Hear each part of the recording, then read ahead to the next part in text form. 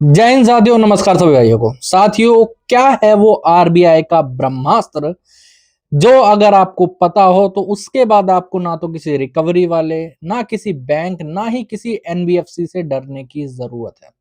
जी हाँ दोस्तों, बहुत सारे हमारे नए डिफॉल्टर्स या फिर पुराने व्यूअर्स ये पूछते रहते हैं कि सर इन लोन रिकवरी वालों ने नाक में दम दे रखा है। कभी ये लोग घर पे आके परेशान करते हैं, कभी ये लोग कॉल करके परेशान करते हैं, कभी हमारे रिलेटिव को फोन करते हैं, और कभी कभी तो ये लोग हमारे ऑफिस तक आ जाते हैं। एक बार ऑफिस का एड्रेस पता लग गया, अब ये घर नहीं जाते, अब ऑफिस में आके परेशान करते हैं। ऑफिस में बॉस दिमाग खा रहा है कि अगर इन लोगों ने आना बंद नहीं करा तो आपकी नौकरी चली जाएगी, ये हो जाएगा, वो हो जाएगा। तो भाइयों, हमारे जितने भी डिफॉल्टर भाई हैं उनका यही कहना होता है कि सर इसको प्रॉपरली समाप्त करने का कोई तरीका होता है या फिर नहीं होता है। तो मैं आज आपको प्रॉपरली इसको समाप्त कैसे करना है, लोन रिकवरी को 100% रोकना कैसे है, इसके बारे में बताऊंगा। और आपके जो राइट्स हैं जो कि आपको पता नहीं है, ठीक है, ऐसे बहुत सारे आपके राइट्स हैं लोन रिकवरी वालों के अगेंस्ट में जो कि आप लोगों को पता नहीं है। अगर वो पता हो तो आपको कभी रिकवरी वालों से डरने की जरूरत ही नहीं पड़ेगी। अब जितने भी हमारे भाई डिफॉल्टर हैं, वो मैं चाहूंगा कि आप लोग इस चैनल को सब्सक्राइब कर लीजिए, क्योंकि मैं आप लोगों के लिए नए और अच्छे वीडियोस लाता रहता हूं। आप लोग कई बार मुझे फोन करके भी बोलते हो कि सर वीडियो नहीं डाल रहे, क्योंकि आप सब्सक्राइब नहीं करते तो अब तक वीडियो पहुंच नहीं पाता है, ठीक है।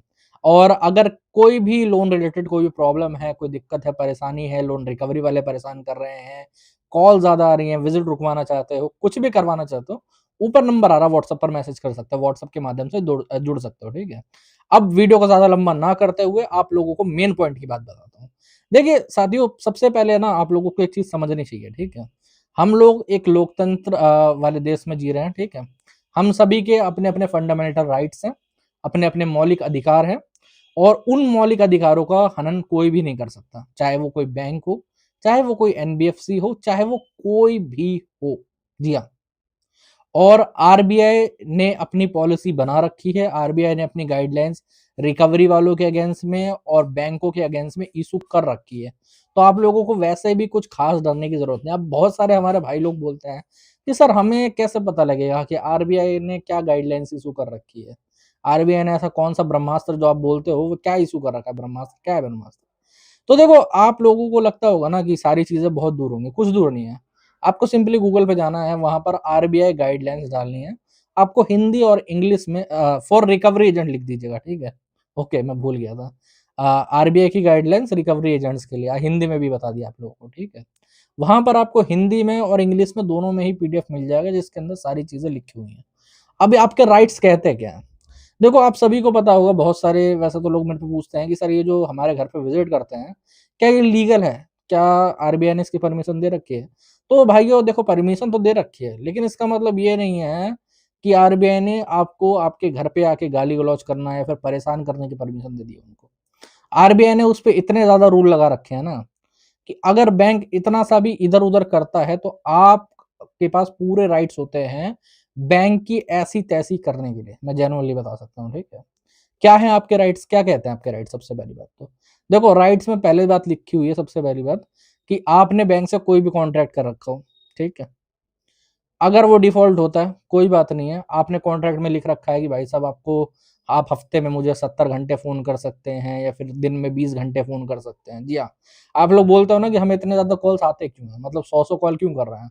तो दरअसल होता क्या है कि जब आप लोग लोन लेते हो ना, तो उसका जो कॉन्ट्रैक्ट टर्म्स एंड कंडीशन होती है, उनके अंदर एक कंडीशन ये भी होती है कि वो हफ्ते में आपको 70 घंटे तक फोन कर सकते हैं। ऐसा उस गाइडलाइंस के अंदर लिखा होता है। लेकिन क्या इस गाइडलाइंस का मतलब इस जो कॉन्ट्रैक्ट है इसका कोई वैल्यू है? अजी घंटा कोई वैल्यू नहीं है इसकी, जेनुअनली कहा जाए। कल कोई अगर ये लोग अपने कॉन्ट्रैक्ट में लिख लेंगे कि अगर कस्टमर ने पैसे नहीं दिए तो हम उसकी एक टांग काट देंगे, क्या ये लीगली होगा? नहीं। ये दरअसल अपनी मनमानी चलाने के लिए स्टार्ट करते हैं। तो आपकी मर्जी है, आप अपना फोन उठाना चाहो तो उठाओ, नहीं उठाना चाहो तो मत उठाओ, ठीक है। बहुत सारे हमारे भाई बोलते हैं कि सर फोन नहीं उठाएंगे तो ये हो जाएगा, वो हो जाएगा। कुछ नहीं होगा मेरे भाई, आप फोन अगर नहीं भी उठाओगे तो कोई दिक्कत वाली बात नहीं है। वैसे मैं प्रॉपरली फोन बंद करने के पक्ष में नहीं हूँ, मैं बताता हूँ क्यों, ठीक है। होता क्या है ना, देखो, जैसे अगर मान लो आप प्रॉपरली फोन अपना बंद कर लेते हो तो आपके रेफरेंस नंबर्स को ज्यादा परेशान करा जाता है, ठीक है। अब जो कॉन्टैक्ट लिस्ट है वो तो चेंज हो जाती है, और बहुत सारे भाइयों ने मेरे जो मेंबर्स वाले वीडियो हैं उनके अंदर जाके वो वीडियो देखी भी होगी। कि कॉन्टैक्ट लिस्ट को कैसे अपडेट करा जाए, और अपडेट करी हुई होगी, ठीक है। अगर आप लोग भी कॉन्टैक्ट लिस्ट अपडेट करना चाहते हो, मेरे चैनल पे जाइए, वहाँ पर मेंबर्स के जो वीडियो होंगे, या फिर जॉइन सेक्शन में जाके वहाँ 2 वीडियो पड़े होंगे, उनको देख सकते हैं और अपना कॉन्टैक्ट लिस्ट अपडेट कर सकते हैं। आपके रिश्तेदारों को फ़ोन कभी नहीं जाएगा उसके बाद, ठीक है। अब लेकिन रेफरेंस के जो नंबर होते हैं, उनको चेंज करने में टाइम लगता है, उनमें आरबीआई में एप्लीकेशन लगानी पड़ती है, समझ रहे हो? वैसे वो लोग चेंज नहीं होते। तो आप लोग एक काम कर सकते हो, दिन में एक बैंक का 1-2 कॉल उठा के उन्हें सीधे आरटीपी अपडेट कर सकते हो, ठीक है। आरटीपी का मतलब होता है रिफ्यूज टू पे, समझे? अब कई भाई लोग बोलेंगे सर हम सीधे बोलेंगे रिफ्यूज टू पे, तो क्या ये इलीगल नहीं होगा? ऐसा कुछ नहीं है मेरे भाई। ये दरअसल आरटीपी जो है वो रिकवरी का कोड है, समझे? और रिकवरी का कोड किसी भी लीगल तरीके से मान्य नहीं होता। ये खाली रिकवरी एजेंट्स को पता होता है कि आरटीपी की मीनिंग है क्या। आप लोगों ने भी हो सकता है पहली बार सुनी हो, कई नए बंदों ने, ठीक है। वैसे मेरे पुराने व्यूअर्स को तो पता होगा आरटीपी क्या होता है, ओके।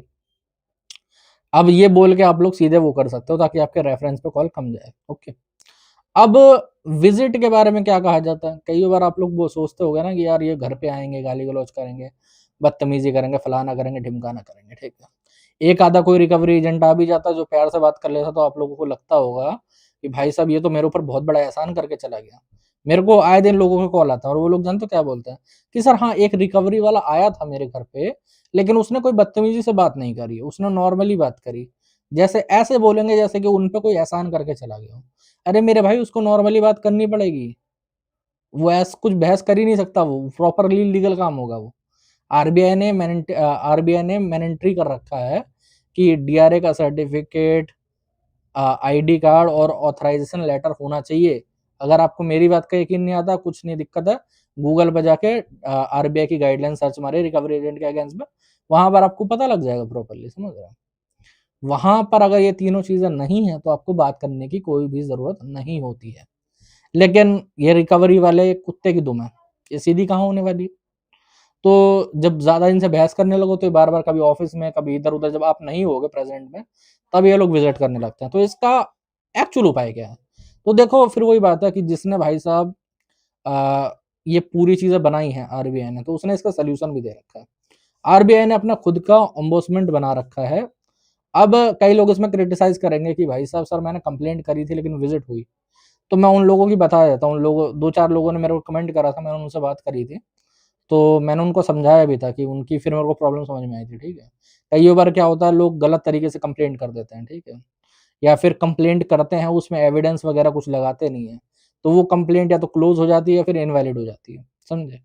तो इनवैलिड और क्लोज़ कंप्लेंट पे तो रिकवरी रुकेगी नहीं, है नहीं? आपको कंप्लेंट प्रॉपर्ली सही तरीके से करनी पड़ेगी। बहुत सारे महामानव लोग हैं, मैं जेनुइनली बताऊँगा। हो सकता है इस वीडियो के नीचे भी मेल आईडी माँगे कि आरबीआई की मेल आईडी आप दे दो मेरे को, तो मैं आरबीआई को मेल कर दूँगा। अरे मेरे भाई, आरबीआई कभी मेल से कंप्लेंट लेता ही नहीं है। अगर आप लोग आरबीआई को मेल कर रहे हो तो आप अपना टाइम बर्बाद कर रहे हो और कुछ नहीं कर रहे हो। आरबीआई ने उसके लिए एक पोर्टल बना रखा है, समझ रहे हो? उस पोर्टल पे आपकी सारी डिटेल्स पड़ती हैं, आपका address, phone number, mail ID, सब जाके आपकी कंप्लेंट होती है। वहाँ पर प्रूफ लगाना पड़ता है कि आपने 30 दिन पहले कोई कंप्लेंट करी थी कि नहीं करी थी बैंक को, समझ रहे हो? उसके बाद ही वो लोग आपकी कंप्लेंट लेते हैं। और क्या उस कंप्लेंट को लेने के बाद वो उस पे एक्शन लेते हैं? हाँ जी, बहुत बढ़िया एक्शन लेते हैं।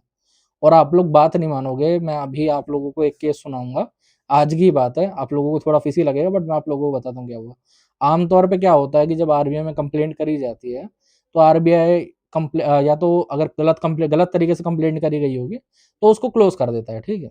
और कह देता है कि आप पहले बैंक में कंप्लेंट करो, फिर यहाँ आके कंप्लेंट करिए, ठीक है? लेकिन अगर सही तरीके से कंप्लेंट करी होगी, एविडेंस वगैरह दिए होंगे, तो वो कंपनसेशन इश्यू करता है और जो रिकवरी होती है, होम विजिट वगैरह, उसको सस्पेंड कर देता है बैंक की तरफ से, ठीक है। अब लेकिन वो जो अमाउंट जो भेजा जाता है वो ज़्यादा बड़ा अमाउंट नहीं होता, कभी 10, 15, 20 हज़ार रुपए तक, लेकिन वो अमाउंट कभी हाथ में नहीं मिलता, मतलब कैश नहीं मिलता है। वो अमाउंट मिलता है, आपका जो लोन होगा उसमें से कट जाएगा, ठीक है। लेकिन हमने हमारे एक क्लाइंट की कंप्लेंट करी थी, ठीक है, आरबीआई में, तो वन कार्ड की कंप्लेंट करी थी। वन कार्ड आप लोगों को पता होगा, ऐप होता है, उसमें कार्ड अलग उसका होता है, ठीक है। तो वन कार्ड वालों ने बकायदा कस्टमर के अकाउंट पे अलग से पैसे डाले थे, सोच के देख लीजिए। हाँ, कंपनसेशन ज़्यादा बड़ी नहीं मिली, 8,000 रुपए की मिली थी। लेकिन सोच के देखिए, अगर आप कंप्लेंट करी जाए तो कितना ज़्यादा वैलिड होता है। सबसे पहले तो देखो, अगर आप सही तरीके से कंप्लेंट करते हो, कंप्लेंट का ना मैं आपको फॉर्मेट बता देता हूँ कैसा होता है, ठीक है। आपको जब पहले मंथ में आपका डिफ़ॉल्ट हो रखा है, ठीक है, तब आपको मेल और ट्विटर के द्वारा कंप्लेंट करनी है बैंक को, ठीक है, बैंक को टैग करके मेंशन करके। और अगर मेल कर रहे हो तो मेल आईडी तो बैंक की आपके पास होगी, ठीक है। और हाँ, ऊपर वाले के लिए उसमें ये मत लिखना कि मेरे को कॉल बहुत ज्यादा आ रहे हैं, समझ रहे हो। कई लोग कंप्लेंट्स करते हैं, वो लिखते हैं कि मेरे को कॉल बहुत ज्यादा आ रहे हैं या फिर मेरे घर पे विजिट ज्यादा हो रही है। ये कोई कंप्लेंट नहीं है, ठीक है। आपको वहां पर लिखना है कॉल बहुत ज्यादा आ रहे हैं और वो कॉल पे गाली गलौज कर रहे हैं, ये होती है कंप्लेंट। विजिट ज्यादा हो रही है, विजिट पे आके वो लोग बदतमीजी कर रहे हैं, ये होती है कंप्लेंट, समझे। आपकी कंप्लेंट आगे बढ़ेगी नहीं अगर आप लोग मेन चीज पे वो लिखोगे नहीं, फोकस नहीं करोगे तो, समझे। उसके 30 डेज के बाद आप आरबीआई के पोर्टल पे कंप्लेंट कर सकते हो। और फिर कह रहा हूँ मेल वगैरह नहीं करना है, अगर करोगे तो टाइम बर्बादी है, मतलब आरबीआई को मेल नहीं करना है, बाकी बैंक को तो कर सकते हो, ठीक है। आरबीआई की मेल आईडी कोई एक्टिव नहीं है तो उसमें आप करोगे भी तो अपना टाइम बर्बाद करोगे, ठीक है। आप लोग आरबीआई में कंप्लेंट कर सकते हो, ठीक है। और जैसे ही आरबीआई में कंप्लेंट करते हो 2-3 दिन के अंदर ही आपकी रिकवरी सस्पेंड हो जाएगी, मतलब जो रिकवरी की होम विजिट वगैरह हो रही है आपके घर पे या फिर ऑफिस में, वो सस्पेंड हो जाएगी पहले पहले तो, ठीक है। महीने 2 महीने के लिए उसको सस्पेंशन लगेगा, ठीक है। और उसके बाद अगर आपके पास रिकॉर्डिंग्स प्रूफ वगैरह होंगे बदतमीजी के, और उसके बाद अगर आप वो सबमिट करते हो तो आपको कंपनसेशन मुआवजा तक मिलेगा आरबीआई के थ्रू, ठीक है। हाँ, ज़्यादा बड़ा नहीं होता और अकाउंट में नहीं मिलेगा, एक आधा केस छोड़ के। अब वो एक आधा केस जो मैं वन कार्ड का आप लोगों को अभी बता रहा था ना, वो भी 1000-2000 केसेस मैंने देखे, उनके बाद कहीं पर देखने को मिला है, ठीक है। पहला केस होगा ऐसा, वरना सारा जो आपका लोन होता है या फिर कार्ड होता है उसमें से कट जाता है, सीधी सी बात है। ओके। अब कई लोग बोलते हैं कि सर आरबीआई में कंप्लेंट कर दी, प्रूफ वगैरह सबमिट कर दिए, तो कितने दिन तक रुका रहेगा ये। तो देखो इसका ना एक थोड़ा कॉन्ट्रोवर्शियल होगा, मैं बताता हूँ कैसे, ठीक है। इसमें थोड़ा डिपेंड करता है आपके ऊपर, मैं बताता हूँ। जैसे हमारे एक सब्सक्राइबर थे, उनकी कंप्लेंट्स वगैरह हमने करी थी, ठीक है, और उनकी रिकवरी रुक ही रही थी। हमने जब यहाँ से कंप्लेंट्स वगैरह करी, जैसे एसबीआई के था, उनके पास और कार्ड वगैरह थे और लोन भी थे एक दो, तो सबकी कंप्लेंट करी थी।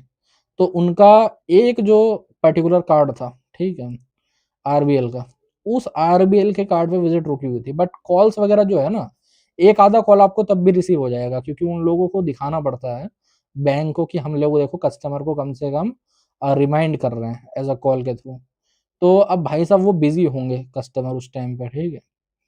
तो इन्होंने कॉल उठाया, उन्होंने आरटीपी वगैरह कुछ बोला नहीं, उन्होंने यहाँ रिकवरी एजेंट ने पूछा सर पेमेंट करवाओगे, तो उन्होंने बोला हाँ हाँ मैं करवाता हूँ 1-2 दिन में, ठीक है।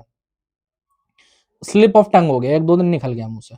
अब जो रिकवरी एजेंट था उसने 2 दिन बाद का पीटीपी डाल दिया। अब जब 2 दिन बाद का पीटीपी डाल दिया तो विजिट 3-4 दिन के बाद हो गई उनके यहाँ पर।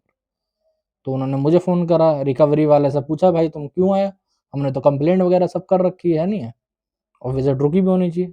तो सामने से रिकवरी वाला खुद बोल रहा है कि सर आपने तो पीटीपी दी थी, यहाँ पर देखो पड़ी हुई है। तब जाके हम पता लगा, और कस्टमर को भी याद आया कि यार हाँ गलती हो गई कॉल पे थोड़ी सी, ठीक है। फिर पेमेंट नहीं करी गई थी, रिकवरी वाले को आरटीपी बोल के भेज दिया गया।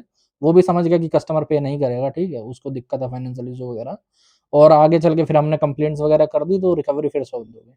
तो ये डिपेंड करता है कि आप कॉल कैसे अटेंड कर रहे हो और उसके बाद कैसे अप्रूव डलवा रहे हो। वैसे मेरा एक ये रहेगा कि आप हर 2-3 महीने के बाद एक बार आरबीआई में कंप्लेंट करते रहो, ताकि आपकी विजिट परमानेंटली स्टॉप रहे प्रॉपर्ली, ठीक है। आपके घर पे कोई नहीं आएगा, आपके ऑफिस बेस पे कोई भी नहीं आएगा, जो भी ऑफिस प्लेस पे, ठीक है। हल्के फुल्के एक आधे, जैसे पहले 100 कॉल्स आते थे ना, तो आपको 1-2 कॉल रिसीव होंगे, ठीक है। आरबीआई का यही मैजिक है, आरबीआई ने अपना पोर्टल इसलिए बना रखा है। तो आप लोगों को ज्यादा कुछ करने की जरूरत नहीं, एट दी एंड यही चीज करनी है और इसी से आपकी रिकवरी रुक जाएगी, ठीक है।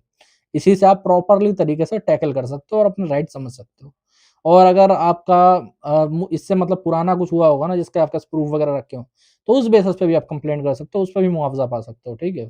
तो कोई दिक्कत वाली बात नहीं। तो साथियों आज के वीडियो में इतने ही। अगर वीडियो अच्छा लगा हो, इन्फॉर्मेशन वाला लगा हो, तो चैनल को सब्सक्राइब कर लेना।